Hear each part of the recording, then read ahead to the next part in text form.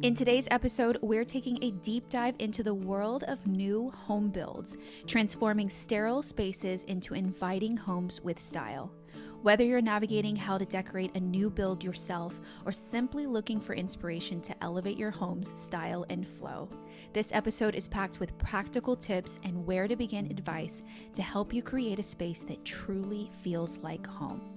And I'm helping Anna and Julia with their new home design dilemmas, exploring everything from gathering inspiration and adding character to cozying up open concepts. Hello guys, welcome back to the With My Own Two Hands podcast. I'm your host, McKenna Lee, and I have been thoroughly, very much enjoying working on your design dilemmas. You guys have been submitting your topic ideas for the podcast and your design dilemmas through the form, and I leave it in the show notes of every episode and on YouTube if you're watching on YouTube as well. You can submit your design dilemmas in your own home, topic ideas for the podcast, anything and everything you can submit there for the podcast. And I have been enjoying it so much because I get to see and help you guys with your real dilemmas in your own home, or I can actually give advice that you guys are submitting a topic on or having a question on. So it's helped me so much through creating this podcast and just giving you guys content that you want to hear and listen to. So thank you so much. Actually, today's episode is going to be on a topic submission from one of you guys, and it's on new home builds. So the submission said, you always discuss inspiration from the area and have houses with such character, and I love it. But we live in a new build. I'm struggling to decide on how to bring in character when everything is new. We also live in Las Vegas, so I'm not as interested in bringing inspiration from the area since most of it is just new or the desert elements. With her, she's got twofold. She's not only in a new home build that she doesn't feel like has any character, but also she doesn't actually like the inspiration from the surrounding area, to bring into her house. So her style actually differs from the style of the area, so it makes total sense. So it can get very tricky, because I actually have always, she's right, I've always gravitated towards homes with tons of character. That's actually the only homes I've ever wanted to tour, so when we're looking to buy a home, I've specifically said to my realtor, I don't want to see what I call is a white box. I don't want to see a new build. I don't want to see anything modern because that's personally just not my style. It's not my taste in home decor. I like a lot of history and I like older homes. That's what I gravitate towards. So I want to see homes that are full of character, that have architectural details that we can either highlight or bring back to life or build on. For instance, the cottage that we spent the pandemic renovating, and we still have some work to do on, but we paused for a little baby boy to come to settle our lives just a little bit. The cottage in Texas was built in the 1920s, and it was a folk Victorian style home. It was when the men went off to war and they saw all the details, the Victorian elements when they were overseas, and they wanted to start to incorporate those design styles in their own homes back in America. It was around the time when you started to see the introduction of those Victorian elements like architectural moldings in the house, like crown molding and wainscoting and those types of details. They didn't do it in such an elaborate way, which was, I think, why they called it folk Victorian. It was what they had access to via train. And so the trains would bring these decorative pieces that you could add into your house, and they had limited design choices to pick from, but it was the first introduction in that area of these decorative moldings. So in the cottage, it has a very distinct T-shape kind of floor plan, and it has lots of wainscoting, lots of architectural molding. It didn't have crown molding, but it had huge baseboards. So there was a lot of that type of material and design that was injected into the house. It also, the town itself, can't remember the date that it was actually settled in, but it was one of the first settled towns and built towns in Texas. And I also take a lot of inspiration from areas themselves and also locally sourced materials, things that are either mined there or created there. They're not only readily available, but also they're cheaper because you don't have to import anything. So it was something that is from the town. And driving through town, you can see so much limestone detail. I wanted to incorporate that limestone into the house to make it really fit the area, especially on the exterior. And so limestone is locally mined there, and they move it all over the place, but it's readily available in lots of different colors. So you can tell I like to take pieces, from the house itself and inspiration from the house itself and also the area. But that being said, there's lots of other design elements in that area that I don't like. I'm not a ranch girly. I don't like rustic. I don't like I don't like that style that's very predominant there as well. So I'm very picky and choosy about what I like in the area and what I would never incorporate into my house. And I think that there are lots of different elements in different places that you can really pull from and be kind of like choosy about it. So now this home that we're in, I absolutely love. It was built in the 30s towards the end of the Great Depression.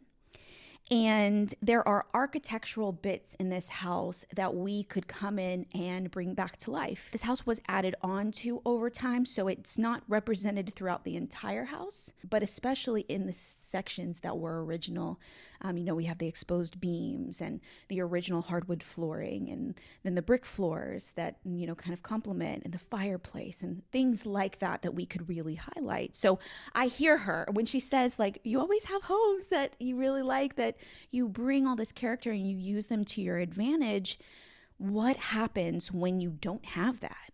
What happens when you're in a new build, in a new subdivision, in a new area, something that is newly developed, and you don't have something to really pull from to set you in the right direction? So I actually grew up in a town south of Houston, and it was also a newly developed area, or there were, not the whole thing, but there were large patches of land, acres and acres, that a developer would come in and he would create a new neighborhood. So it was a new subdivision. And so he would come in, they would plan the whole area, the roads, everything, and they would create this kind of like dossier of a collection of houses that were going to be built in that area. And there might have been like 4 or 5 different houses. And my mom and I would call them popcorn houses because every 4th or 5th house was the exact same floor plan, the exact same house, but maybe a slightly different application to the outside. Like the exterior maybe had like a different color, but it was the same house.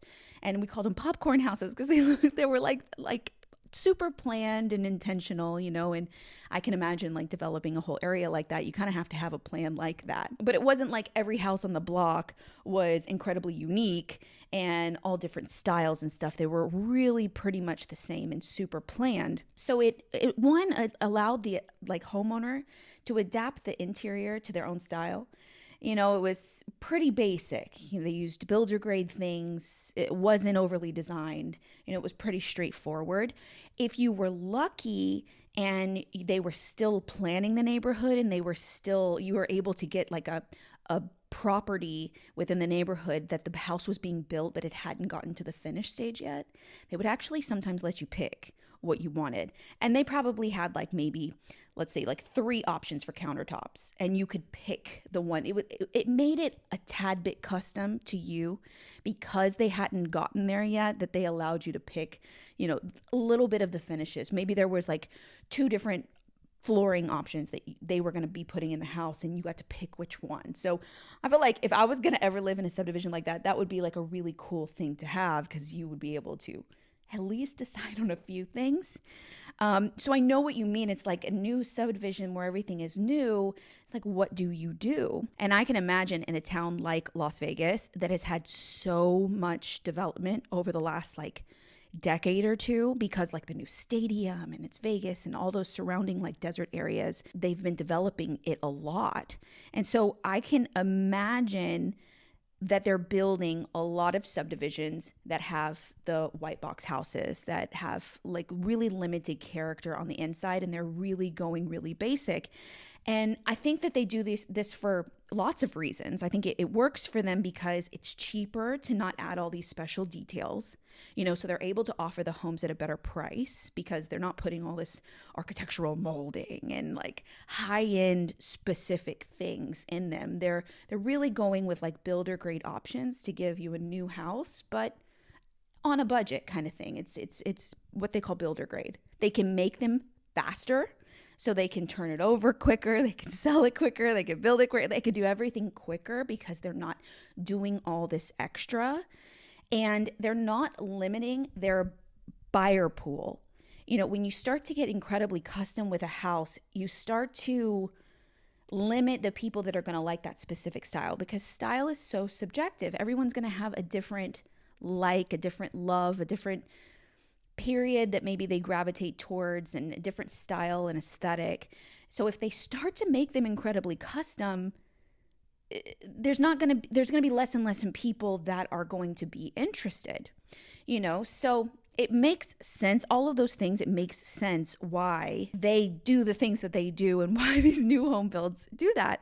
I think for a period of time, people really wanted the new. They didn't want all the extras. And I think especially with like me personally, in the last, probably when I really figured out what my style really was, I grew such an appreciation to period design and design that had a lot of character.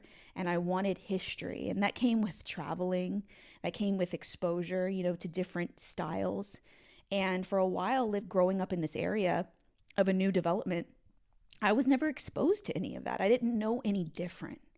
So when you start to experience all of these different styles and you start to really define what you love and what you like, you start to appreciate different things in different ways. So I think what's so intimidating and scary about a new build, and when you're in the inside and you're trying to decorate it, is that it's a blank canvas. It's like when you can go every which direction, any direction you want, no matter what it could be, you almost don't know where to start because it's overwhelming. It's like that project in school where the teacher's like, you can do whatever you want.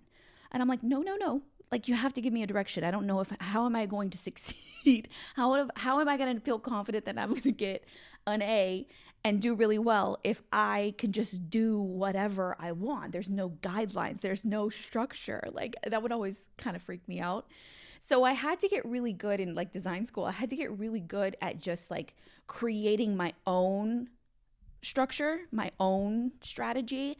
And I think that's helped me so much along the way of like designing rooms and designing homes, because I can like take a big overwhelming project and break pieces off and make it more bite-sized and more digestible for me, and make smaller decisions in order to make all the changes that we really need in a home. So if you live in this type of area, what do you do? And I really think you have two options. One, you have to rely so much on your individual style. So you have to really define what your style is, what you can do with a blank space and a blank canvas. What would you put on the walls? What would you do for window treatments or lighting or whatever? You have to rely so much on your own style, or you have to venture a little further out of your own home or your own area. Maybe it's a subdivision or your own town even, to gain the inspiration that you need, or at least a jumping off point, because there is history everywhere. There's not going to be none, right? So it's just a matter of finding it and figuring it out. And maybe this is just you kind of getting that like jumping off point, doing a little bit of research on the town, or keep going broader to really see what was unique and special about the surrounding area, and seeing if there's anything that you like, and you don't have to like it, but maybe it'll give you a little bit of sense of like, okay, I know that this town, like there used to be this old street, maybe an historic street somewhere in town that was kept original. What are the elements there? What are the details that they put into those specific areas, and I think you'll find it if you dig just a little deeper, but you will have to go out of your new development area kind of thing. Since Las Vegas was mentioned in the example, and it has had so much new development, let's kind of use it as an example, because I think I can kind of like work with it and we can kind of build off of that. But the first thing that comes to mind when I think of Las Vegas is the climate. And I think with a lot of places, that's the first thing that come to mind, right? Like if you're in Florida or, where I was born in Louisiana, like it's, like wet and humid, swampy, so it has a very specific climate. And in Las Vegas, a very specific climate, I think hot and dry, I think desert, right? And I think when you're designing a home, especially with exterior, you really have to pay attention to how well the materials that you're choosing for your house are going to hold up to the climate, to this heat and desert and dryness, and how to keep your house cool in the summertime in the desert. All of those are like really like big decisions that you need to make. Now, her house is already built, but I think that there were definitely decisions that were made by the developer of this new build to accommodate for the climate. So in places like Las Vegas, where it's hot and dry, you're going to see lots of like concrete and stucco exteriors, because that's going to withstand the heat on the outside, but also keep the inside of the house cool. If we use that as a jumping off point, let's say stucco houses, stucco is common on houses that are in the style like Mediterranean, Tuscan homes, Spanish style homes like adobe and Pueblo homes, and like those types of homes often have this kind of stucco material, whether it's textured or smooth, utilizing that material because it's going to work really well in the area. Also, you see like stone and rock, like that can offer the same amount of protection for your house too. And I feel like that's what we all should be doing, is really designing homes and decorating homes that are going to withstand time, because that's what I personally love so much about traveling abroad and going to Europe and all of those places, and seeing the history, and that this building has been standing for hundreds and hundreds and hundreds of years, and so it was really, they really paid attention to what was going to last a long time and used materials that were in the area. So now that we've kind of determined that those types of houses are really common in that area, we can kind of go down a little mini style rabbit hole, right? It's like, okay, if we're working with like Mediterranean and Spanish and Tuscan, what are elements of those homes on the inside? Because we've identified what's going to work on the outside. What are some of the things that start to, incorporate into those styles? And I even did a quick search on Zillow of Las Vegas area, like homes for sale. And I saw tons and tons and tons and tons of these types of homes, the Mediterranean style. Like you think stucco, white stucco house, right? And the roof is those barrel clay tiles. They're like coved, and they can be in any color actually, but like sometimes you see them in like that reddish kind of clay color. So think that house. Now, what happens with that house on the inside kind of thing? And we can start to go down this style rabbit hole, because like a Mediterranean home or a Spanish home is going to have lots of like curved arches. They're going to have like really intricate tile work. They're going to have terracotta tile, maybe terracotta tile flooring, or some kind of detail of terracotta introduced into the house in some way. You'll see like darker wooden elements, but not always. You could see lighter wood too, and like more of a modern take on the house, and ornamental ironwork. So I say that, but the new builds probably didn't incorporate any of those things. It probably is a white box on the inside, but the outside had something. Right? So there had to have been something that these developers kind of like selected, a style that they picked to be on the outside of that house, or a roof. What roof did they use? There's some element that you can pull from what they did right on the outside, but I doubt that they did anything on the inside for it. So now I'm starting to get on a design track, right? All I did was pick one thing, the climate, to really like kick me in the right direction. and started to identify the materials of the exterior of the homes. And then it took me down this design path to try and figure out what I wanted in my own home. And if I wanted to incorporate those specific Mediterranean and Spanish details into my home, or I don't like them at all. At least I knew. I'm like, I know the exterior of my house has a Mediterranean flair, but I'm more mid-century or boho or whatever it is. At least you kind of have a handle on what it is, right? I think the goal with any of us is to create a home that feels warm, cozy, and inviting. And the white boxes, the new builds, don't really offer that right off the bat. They're just very foundational.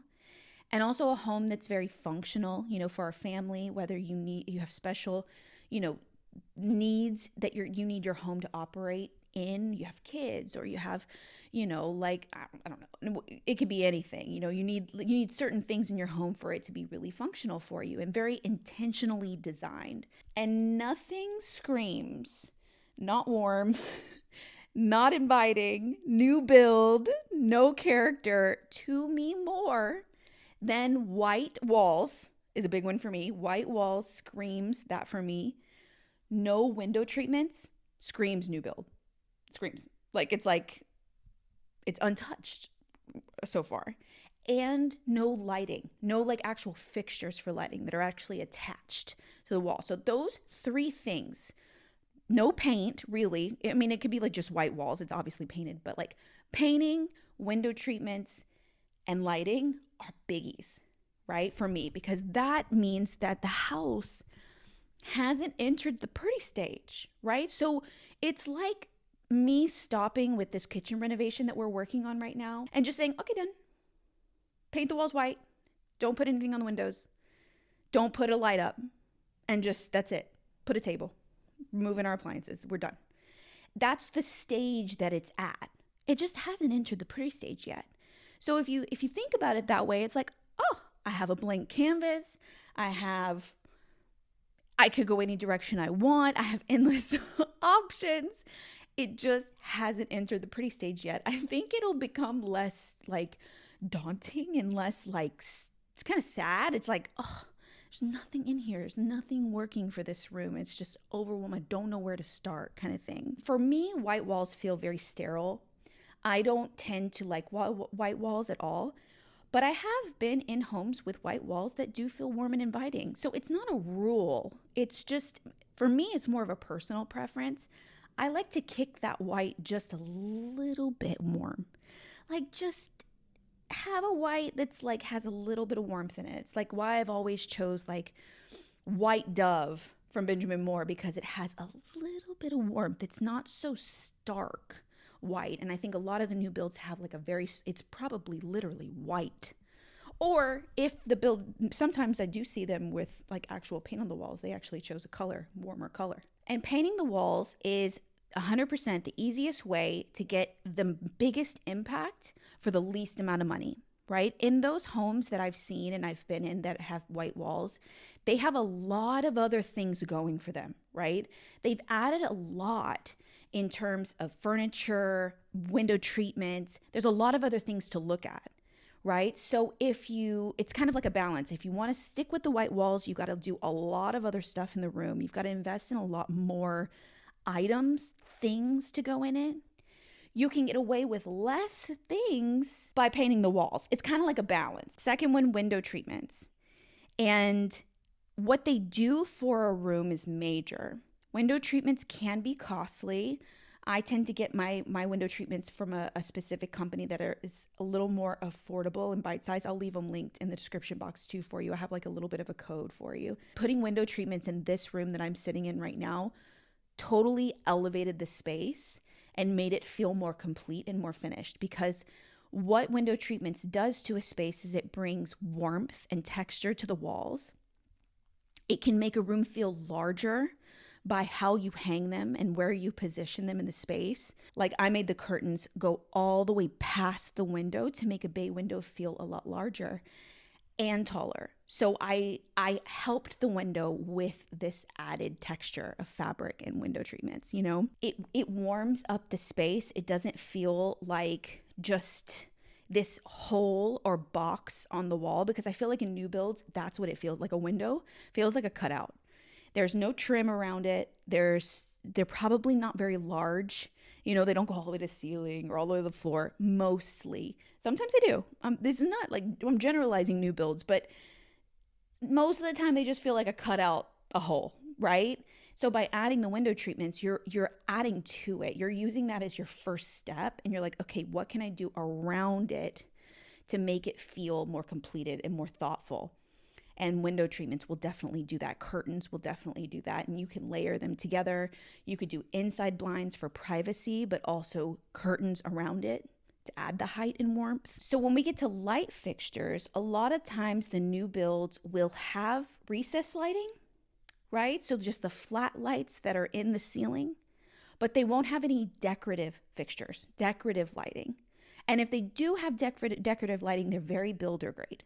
They're very like, you could probably pick them up at the hardware store, weren't very expensive, may or may not go with the style of the home. It just depends. They're not going to go above and beyond in a decorative light, you know, like it's just not going to happen. What a light fixture does, it not only adds the extra light to the room, which is really important for me in my home, but it also fills out the dead space up high, right? So a lot of times we move into a house and all of our furniture sits on the floor, right? It's like everything is at waist level, so that there's this air and openness in up there, up in the sky, up above our heads, I guess I would say. It helps to fill out that space and gives your eye something to look at. So if you have an open concept house and you can look from one room to the other, if you have a light hanging, you're less inclined, there's something breaking your vision. You're less inclined to look from one room to another. You start to think about the room that you're in because your eye sight and your vision is blocked, if that makes sense. So light fixtures can add a lot to the space and then be in the style that you want to bring into your house. Aside from those things, those three core things, everything else gets very dependent on your style and the period that you're really going for, like the period elements that you love.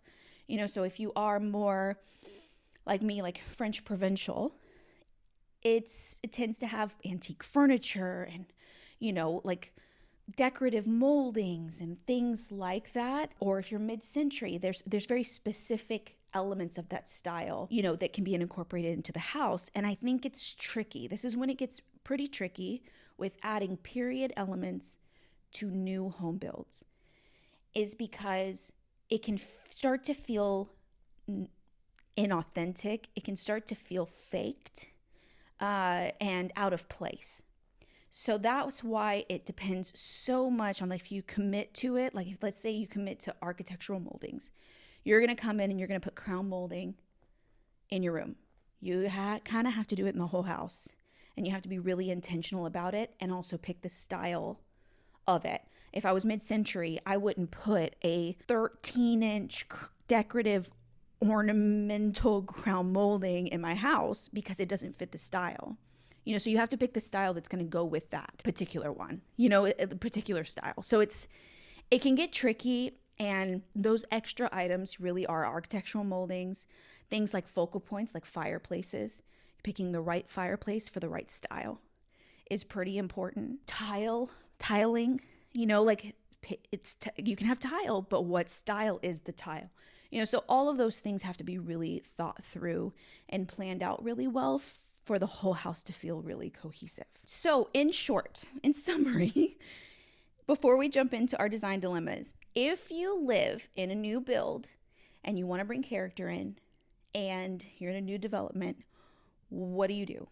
Number one, you're going to really look at the exterior of your home and dissect it. What is it? What do you got? What do you got working on? What's going on outside? And do your research on that style to see if there's any little detail that's out there that you can incorporate into your home to tie the outside in with the inside, right? Number 2, define your own style. Figure out what you like. Whatever that style is, what you like, what you gravitate towards, what would make you so, so happy to live in every day and come home to every day.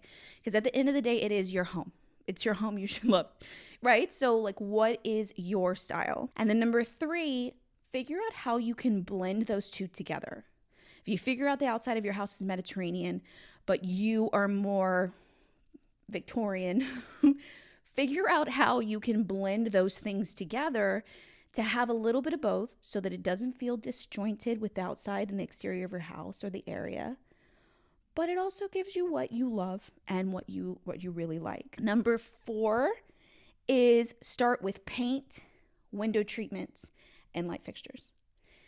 And that should be your first step for deciding anything new to put into the house, those 3. And those 3 will be dependent on what you just did. You figured out what the outside of your house was and what your style was and how to blend it. So pick paint, window treatments, and light fixtures that fit that style. And number 5, if you want to add even more detail, character to your house, just make sure you're picking it in the right styling, right? So if it is molding or tile or whatever it is, just make sure that it doesn't start to feel out of place. So just do your research and like, okay, if it's Mediterranean, and what kind of tiles are Mediterranean, or what kind of moldings are often found in Mediterranean homes, and start to go from there. That would really be my 5-step process for adding character and really transforming a new build into a home. Truly. So let's get into design dilemmas. First up is Anna, and she says, my husband and I recently bought a new house. It has been a huge dream of ours to buy a home in this neighborhood that was big enough to grow our family into. My design dilemma is that our house is a new build, and it is basically a giant white box on the inside. I'm overwhelmed by the lack of direction and need help. We basically have one big great room that is dining, living, and kitchen. So it's definitely an open concept house that she's working with. I love your style, but I am not quite as daring as you. So I am looking for some happy medium between your style, my inspo picks, and all this white. I also lean a little mid-century. Okay. How can I add color, interest, warmth, and depth to the space? Things that I have, that cannot change in the room is the couch and the media console under the TV, the white blinds. Okay, so she's keeping pretty much everything in the living room, like all the furniture. The gold cabinet hardware and the white kitchen cabinets and the gray countertops in the kitchen. So we're keeping the kitchen elements. We can play around with rugs, pillows, decor, light fixtures, artwork, more different furniture, wall color, painting the island and the backsplash. So there's still some things that she can definitely do. I love the look of trim and wall treatments that you've done in the LA house, and love the window trim and crown molding in the cottage. Is that kind of trim weird to have in a new home build? So here are the pictures of her room. You can definitely see it's very open concept. It feels like one giant L-shaped room from the kitchen to the living room to the dining room. And then there's a staircase off to the side. And it doesn't look like her ceilings are very high. She's got a big island in the center of the kitchen. So the kitchen's kind of like off to the side. I like that it's a little bit separated, but it still feels like it is one with the living room for sure. And then she sent some inspiration pictures, a lot more warmth in the inspiration pictures than what she's working with in the room itself, what she's got right now. Oh, really pretty light fixtures that she likes. I love those round lights. Definitely some more color. I feel like all the rugs in her inspiration have like a red undertone or like some like depth and warmth to it, which is really pretty. I do see hints of different styles that you like. Like I see mid-century for sure, more contemporary, like more like modern. I see like Chris Loves Julia's home here, like hers is more like mine, like more like Victorian elements, but more transitional. Really, she's more transitional, but like when you color drench your room kind of thing. Beams and interest in like the ceilings you really like. I think a lot of us have this that we do. We tend to like different elements of different styles. So it can be hard to define what our style really, really is. So I'm seeing lots of like tidbits from different styles that she's added into her inspiration. I think it's just about figuring out what's predominant. And since you said mid-century, I'm gonna go that way, because you wouldn't have mentioned mid-century if it wasn't a predominant like style that you really loved. If it's more mid-century, you can absolutely introduce architectural moldings, but it's just the architectural molding and like the crown molding or whatever in the right style. It wouldn't be very ornate. It would be more simplistic for sure. And then you have the open concept kind of issue, how to break up the rooms and make them feel more compartmentalized, so that they feel more warm and cozy, right? So when you look from one space to the next, nothing breaks up your line of sight. So how to make the space feel more separated?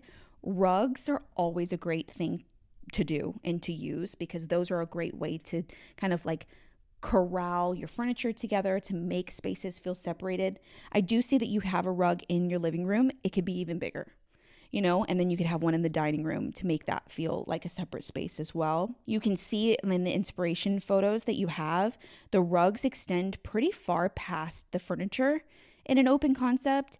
So kind of utilize that kind of like theory and like picking the size of the rug that would go in your living room specifically. And you might even be able to use the one that you already have in the living room in the dining room. It might be the right size. You just have to kind of try it out. You didn't say that you really wanted to keep the dining room furniture. I do feel like it is the most disjointed from the rest. With the hairpin legs on the dining room table, it feels more industrial to me. The style, more Scandinavian. If you move the rug in there and you can update the furniture, maybe the woods can match the console that you're going to keep, and update that area, I think it could go a long way. Going with like our plan of attack with painting, window treatments, and lighting. Let's start with painting. You've got an open concept room. So you would have to paint the entire space the same color, or you would need a natural break point. And I don't really see one. So since I don't see a natural break point, I would opt to keep all the walls white. Or paint them all the same color if you want to paint the whole space, like dining, living, and kitchen. Or you would have to have like a focal wall, and I'm not a big fan of focal walls. I'm kind of in my color drench era, so I don't really love statement focal walls of paint. I'm not really into it as of lately, and none of your inspiration has it anyways. And if you do look at the inspiration, you've got a lot of inspiration photos that have white walls. So that just means that you have to do a lot to the area in other ways. You have to put a lot more with it in order for it just to not feel so stark and jarring, and that the white walls are the most predominant thing in the space, right? So we're going to work on like breaking it up. So what I would rather do is actually do the statement island. If you look in your inspiration pictures, you have 3 pictures of kitchens and they all have statement islands. They're all like black or gray, and you've got your gray countertops that you're obviously keeping. So you could paint the island, the bottom of it, or you could do like a wood. You could bring some warmth in. You could do like a wood treatment to it, that's stained the same coloring that you were bringing in from the other rooms. It would help tie the spaces together if you stained it the same kind of wood from your inspo. You like the black, white, gray, and warm tone mix, right? So the warm tone is that like natural or warm wood, or a cognac color, like a deep kind of orange, which is very mid-century too. So you need to figure out what that other color is. If that is it, if it's the cognac and the really, really warm wood, you need to start bringing that into different portions of the house so that you can add that color and that warmth and really lean into it. Onto like window treatments, definitely keep the ones that you've got, right? So that adds the privacy. But I would recommend adding around it. It will make the ceilings feel taller. It'll warm up the space by adding that texture. You can go with something like not white, like you can step a little, more warm if you want to. You can determine, because if you do look in every inspo pic that you've got where there's windows, you can see that there's window treatments, even with white walls. They've gone with more of like a warm kind of colors, some more sheer, even if they're sheer. Just adding that to the wall can make a drastic kind of difference. And then with lighting, you don't have any pretty fixtures. And I think I see a J box over the living room area. If you look at the, like right above the TV in the center of the room, there's like a plate. Usually that has hardwire in it. So the house might have already had the hardwire to that area for you to add a fixture. You obviously wouldn't want to go too low with your fixture because you wouldn't want to block your TV. So keep that in mind. I love light fixtures, and I know that new builds often don't put the electricity, the electrical going to the areas that you need it. You can also do a plug-in light with a long strand. I've done that in tons of room makeovers, that you can do the long chain and then the plug can come down the wall. You can have an electrician come out and see if you can make one. It doesn't hurt to ask how much it would cost. And even like your kitchen, you don't have any pretty pendants over your island, which I think will add to that warmth and that character that you want. You can look into converting, the recessed lights to it.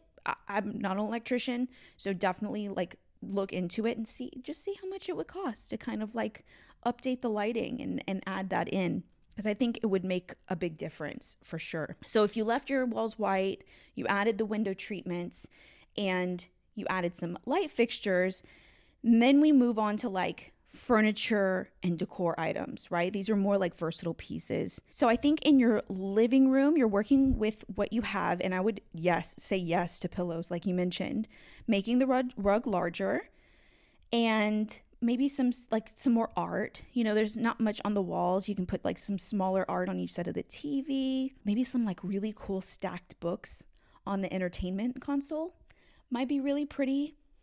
Maybe bring in some more color if you wanted to bring in some more color, or they could be neutral depending on your style. I think the side table on the side of the couch can be even larger. I don't think it'll hinder the walkway in any way, and you can put maybe a lamp on it. With your couch being a divider between your kitchen and your living room, and you see the back of the couch, I love putting a pretty throw like back there, like tuck it behind the pillows and have it hang off the back.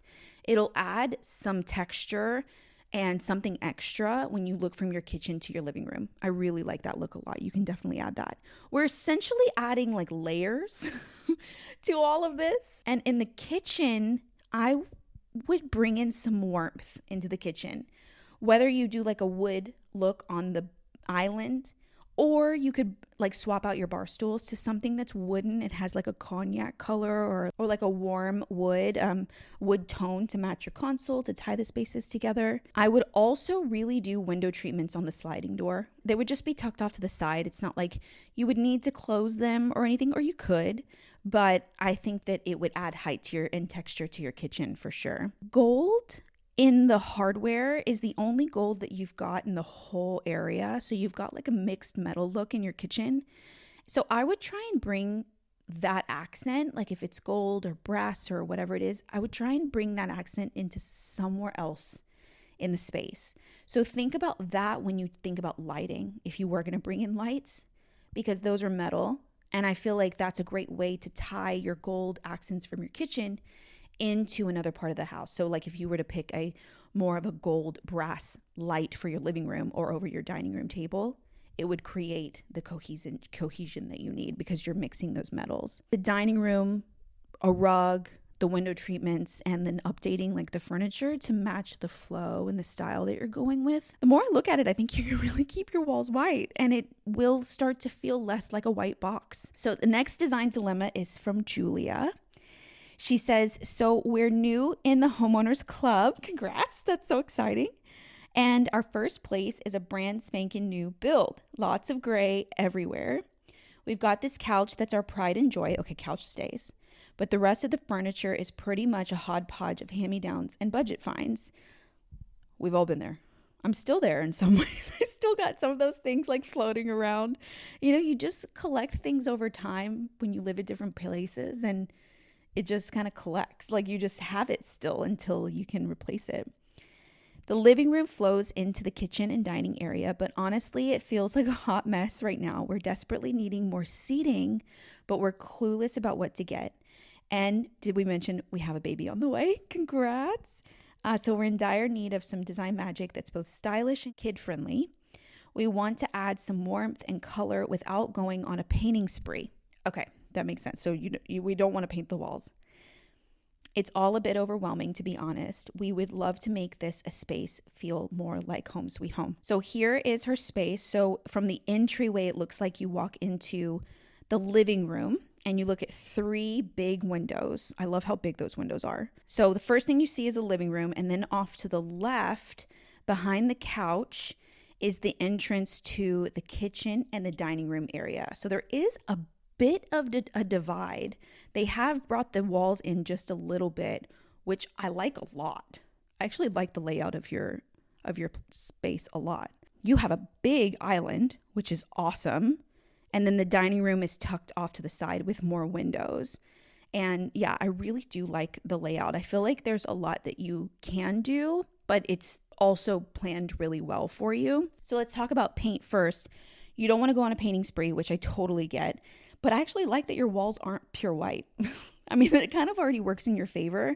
I don't think that you need to like start painting everything unless your style lends to like having more like bold statement rooms. I think what you've got, it's totally works. Window treatments, I would definitely add. And I like the blinds that you added when you moved in. I see like the new picture with your furniture in it versus when you first moved in. So the blinds will offer privacy, but doing an entire window treatment on these big 3 windows in your living room will definitely help to make it more warm and cozy. So it can be a single bar that goes all the way across, and then multiple panels kind of throughout, I think would be really, really pretty. And I would definitely add window treatments to the dining area as well that are the same. When you stand at your entryway, you see both spaces, so you wouldn't want to do something completely different.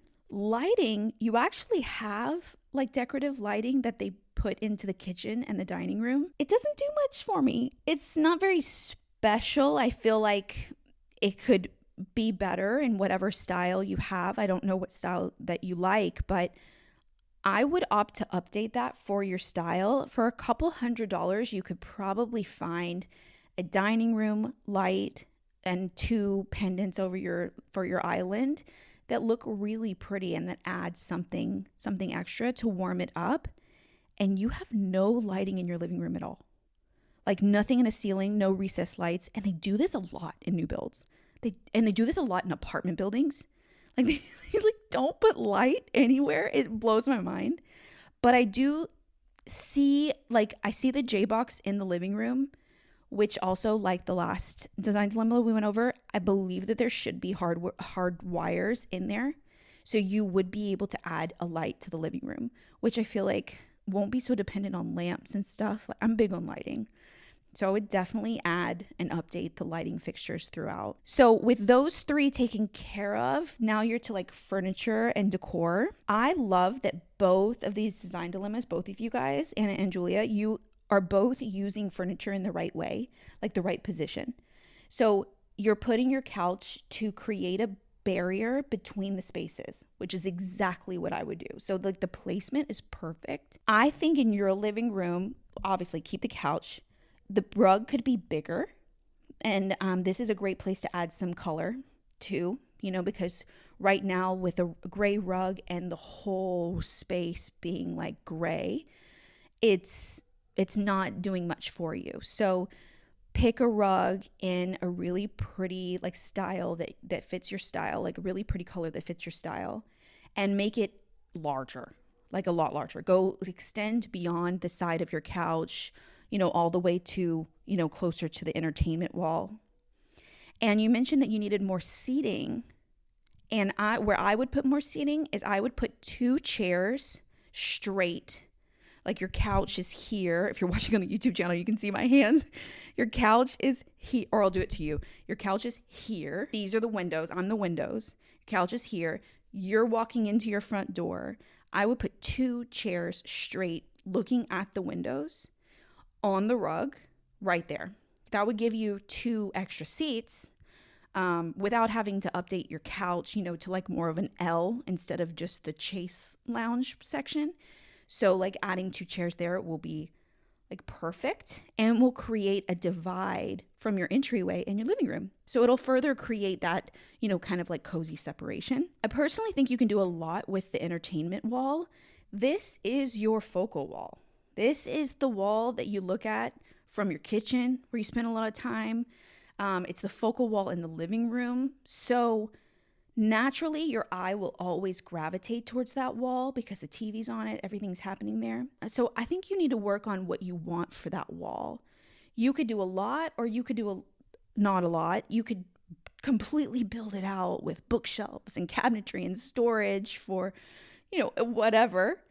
Or you can just kind of create a balance, right? So you could put 2 matching bookshelves on each side that are freestanding, because right now you have a tall one and then a short one on the other side, and kind of like that hodgepodge of furniture. So like matching both sides.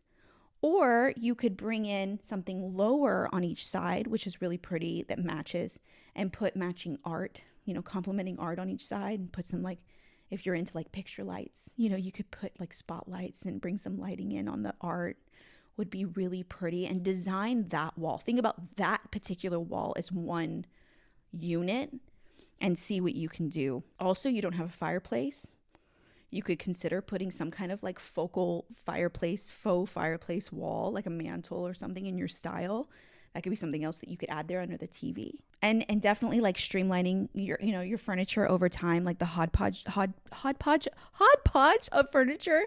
And that takes time. And you just take it one piece at a time, really, that you're replacing. Like, it doesn't have to be all at once. And then when you go to like the kitchen and the dining room area, definitely add some bar stools. You're just getting started. You just moved in. You have time to get these things, but definitely add some bar stools, obviously. I think back there in your dining room off to the side, where you have like a little coffee bar and I think maybe a microwave back there. That's a beautiful place to put a really pretty piece of furniture in the dining room. It would give you more storage. You could put your coffee bar on it, and also like your microwave if you need a spot for it. And pretty artwork on the wall there would be really pretty. And honestly, that's all you need. I like your wall color. Add some window treatments. Put some light, swap out some lighting, but put a new one in the living room so that you actually have some light in there. Other decor pieces, you can add some pillows to your couch for texture and more color, and a blanket to the back of the couch like we did in the other room for the other design dilemma, because it separates, it'll be really pretty to have something there. And you might have it. I mean, it's going to take some time, but if you focus on that focal wall and make some intentional changes, I feel like it's really going to be a space that you really, really love. So you guys can see that this method of starting with your style, exploring like what's happening with your exterior, figuring out your style, and then moving on to paint, window treatments, and lighting really works. And as you take these steps to adding more to the space, then you can determine what's lacking. If you start with the paint, the window treatments, and the lighting, and then you can step back and be like, okay, what more does it need? Is it giving me what I need? Does it feel like enough? Then you can take steps to being like, okay, maybe I do need to add molding. Maybe I do need this, and each space is going to be so, so different, no matter if they're all new builds. And designing and decorating a whole home at once can be so overwhelming. So breaking it up in bite-sized pieces like this to really understand what your house needs and what you're going to love, I think will really, really help. So I had so much fun with these design dilemmas, and I hope you guys found so much value in this episode if you have a new build home, or you just have a home that you want to add character to. It could be an older home that has had the character stripped away, and I've seen that happen so often. But it just goes to show you, if you pay attention to those little hints of style or design that's maybe still left or was put there intentionally by whoever built your home, you can really use it to your advantage and figure out if there's anything from that style that you want to incorporate and add your style to it to make your house a home. And it is possible if you just take the right steps. So thank you so much to you guys for sending in your design dilemmas. Keep sending them in. In every episode, there will be a link to the form in the description box. So you can just tap it and send them in. Any topic ideas, because this really spawned from what you guys wanted to hear. Don't forget to follow along wherever you're listening, whether you're listening to audio or video on YouTube. If you want to see any of the pictures that from these spaces, you can definitely check out the YouTube channel. They'll all be here if you're listening on audio. And don't forget to rate and review if you're listening on audio as well, wherever you listen to podcasts, and like this video on YouTube. And I will see you guys again in 2 Wednesdays for another episode. Bye, guys.